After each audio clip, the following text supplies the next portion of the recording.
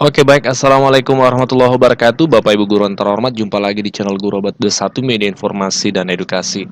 Di video kali ini Bapak Ibu ada berita baik yang disampaikan oleh pemerintah Bapak Ibu terkait pencairan THR yang sudah mulai dilakukan hari ini Bapak Ibu. Jadi terkhusus untuk pensiunan ya, pensiunan. Pencairan tunjangan hari raya sudah mulai dilakukan hari ini dan ini disampaikan secara resmi oleh PT Taspen dalam edarannya Bapak Ibu. Di sini poin ke-1 bahwa pembayaran tunjangan hari raya pensiunan dilakukan pada tanggal 22 Maret 2024. Jadi kalau kita lihat dari Taspen itu lebih cepat di tahun ini dibanding tahun lalu dan itu fakta. Ini belum mencapai ke pertengahan Ramadan, pencairan THR pensiunan sudah mulai dilakukan. Ini berita baik tentunya Bapak Ibu. Lantas bagaimana dengan ASN aktif? Apakah juga akan lebih cepat dari tahun lalu? Nah, bisa jadi Bapak Ibu. Kalau kita lihat dari pencairan yang dilakukan PT Taspen itu lebih cepat dibanding tahun lalu. Dan bisa jadi ASN aktif juga lebih cepat daripada tahun lalu. Tapi lagi-lagi tetap Pemda masing-masing berperan penting. Kita doakan Pemda kita sehat dan tetap semangat untuk mengurusi administrasinya sehingga pencairan itu bisa lebih cepat dibanding tahun lalu. Sama yang dilakukan oleh PT Taspen untuk pensiunan. Yang pasti Mendagri, Menteri Dalam Negeri itu menyampaikan beberapa waktu yang lalu akan mengawal pencairan THR di daerah. Ya, jadi Mendagri untuk tahun ini juga menyampaikan secara langsung bahwasanya akan mengawal. Kalau tahun lalu sepertinya tidak ada dan tahun ini Mendagri juga turun tangan untuk mengawal pencairannya. Semoga pencairan di daerah lebih cepat dibanding tahun lalu juga, sama dengan yang dilakukan oleh PT Taspen terhadap pensiunan Bapak Ibu. Selamat untuk Bapak Ibu pensiunan yang sudah menerima THR-nya hari ini. Kami akan mengawal tidak lanjut dari kebijakan pemerintah ini untuk tingkat daerah. Kami akan mengawal tidak lanjut dari kebijakan pemerintah ini untuk tingkat daerah. Kemudian untuk guru yang gaji pokoknya bersumber dari PBD tidak menerima tambahan penghasilan dapat diberikan paling banyak sebesar tunjangan profesi guru atau paling banyak sebesar tambahan penghasilan guru aparatur sipil negara yang diterima dalam 1 bulan. Ini PNS P3 kami telah terbit peraturan pemerintah nomor 14 tahun 2024 tentang pemberian tunjangan hari raya dan gaji ke-13 kepada aparatur negara pensiunan, penerima pensiunan dan penerima tunjangan tahun 2024 yang terbit pertanggal 13 Maret 2024. Pemerintah prinsip utama filosofi pemerintah memberikan tunjangan hari raya gaji ke-13 ini dalam rangka sebagai wujud apresiasi dan penghargaan atas pengabdian, sekaligus juga untuk menjaga tingkat daya beli masyarakat melalui pembelajaran aparatur negara. Kita tahu bahwa untuk mengimbangi daya beli masyarakat adanya dinamika inflasi, saya nggak mengatakan naik ya, nggak terkendali cukup baik. Kemudian pemberian tunjangan ini ada yang bersumber dari APBN dan juga untuk daerah dari APBD.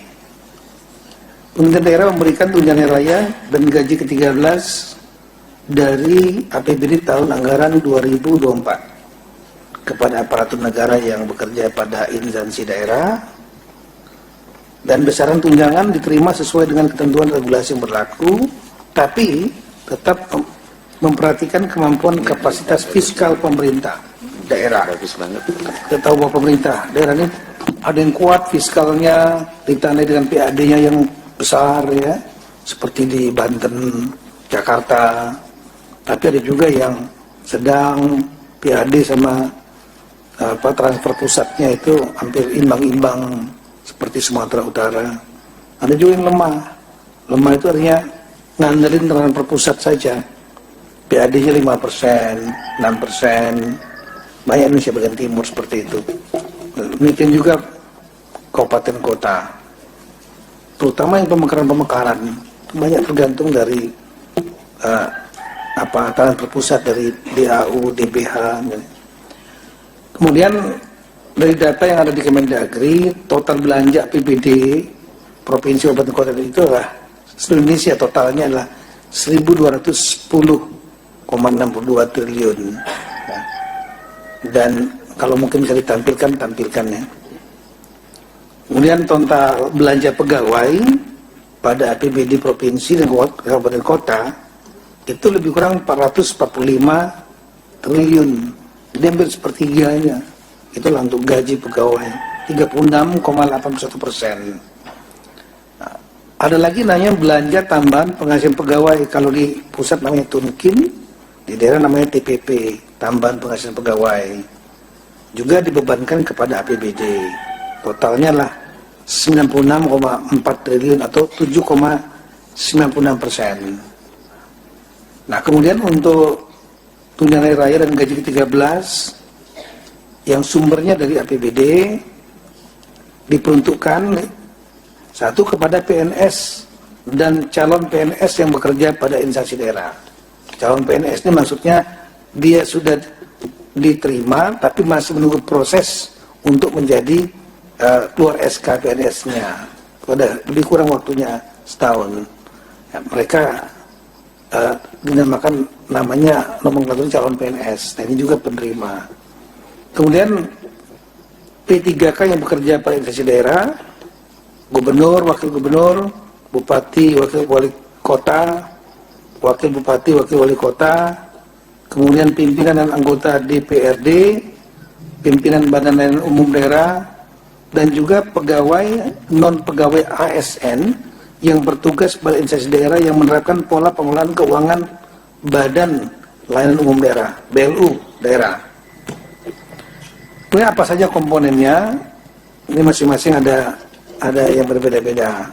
Nah, untuk PNS dan P3K, gaji pokok, kemudian tunjangan keluarga, tunjangan pangan, tunjangan jabatan atau tunjangan umum, dan tambahan penghasilan yang TPP tadi, paling banyak sebesar diterima dalam 1 bulan bagi instansi pemerintah daerah yang memberikan tambahan penghasilan. Sekali lagi memperhatikan kemampuan kapasitas fiskal daerah dan sesuai dengan peraturan undangan.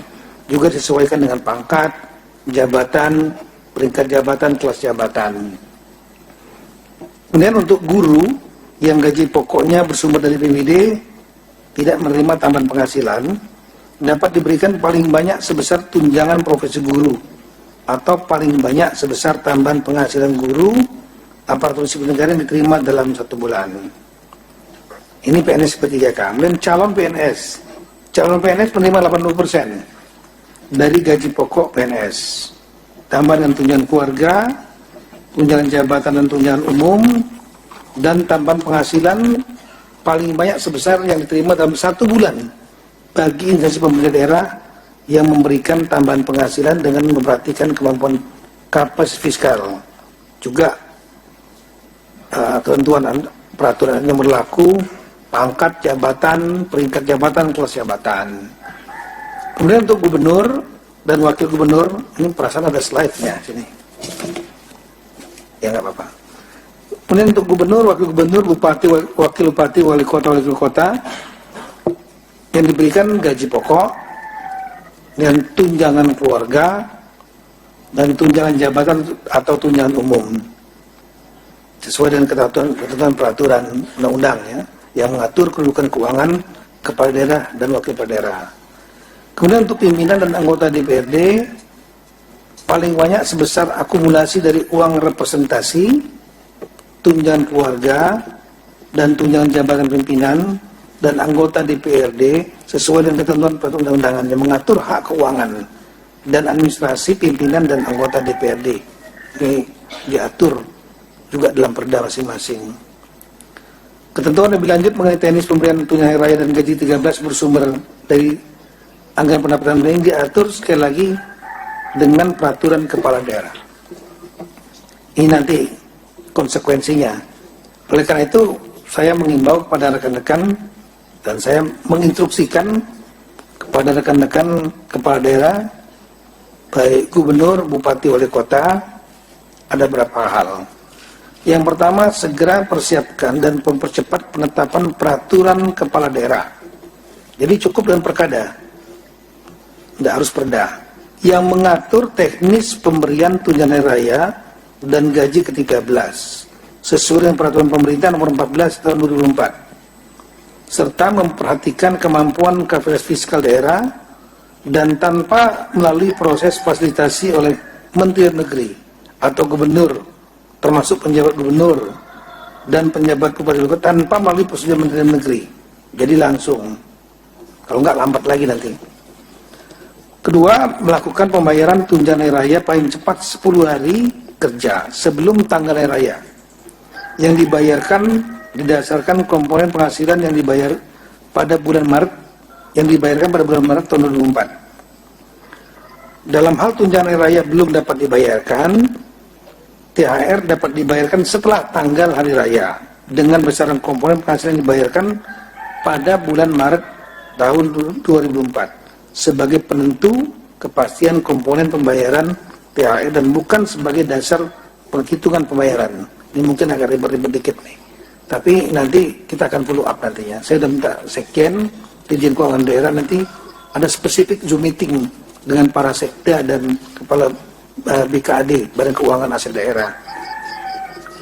Kemudian melakukan pembayaran gaji ke-13 paling cepat pada bulan Juni tahun 2004. Dalam hal gaji ke-13 belum dapat dibayarkan, ini sama seperti Ibu Menteri Keuangan tadi, maka gaji ke-13 dapat dibayarkan setelah bulan Juni tahun 2004 dengan besaran komponen penghasilan yang dibayarkan pada bulan Mei tahun 2004 sebagai penentu kepastian komponen pembayaran tunjangan hari raya dan bukan sebagai dasar penghitungan pembayaran.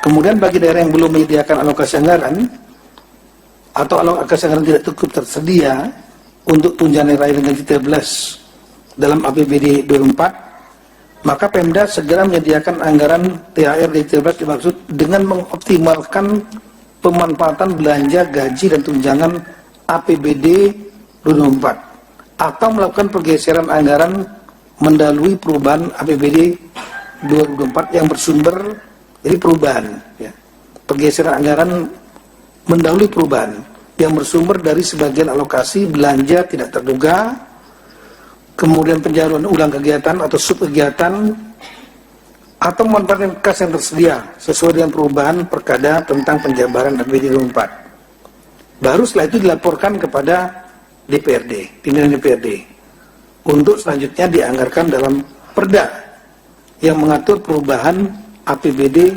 2004. Atau ditampung dalam laporan realisasi anggaran bagi pemerintah daerah yang tidak melakukan perubahan sesuai dengan peraturan perundang-undangan.